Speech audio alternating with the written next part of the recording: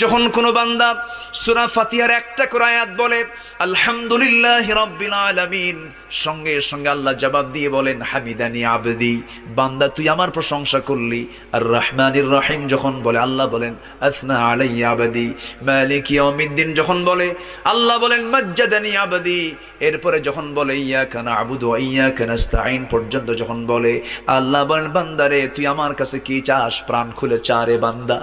ইহদিনাস সিরাতাল মুস্তাকিম থেকে শুরু করে নিয়া ওয়ালাদ-দাল্লিন পর্যন্ত যখন বান্দা বলে তখন আল্লাহ বলেন বান্দা নামাজের মধ্যে এমন প্রেমের খেলা খেললি বান্দা, তুই যা চাইলি সব আমি আল্লাহ কবুল করলাম। ওই বান্দা যখন রুকুতে যায় আল্লাহ তখন অস্থির হন। ওই বান্দা যখন সিজদায় যাওয়ার জন্য প্রস্তুতি নাই, সমস্ত ফেরেশতাকে ডাক দিয়ে বলেন ও ফেরেশতারা, এই বান্দাগুলো আমাকে দেখলো না, রাসূলকে দেখলো না, কোরআনকে দেখে হাদিসকে বিশ্বাস করে আমাকে খুশি করার জন্য তার সবচেয়ে সম্মানজনক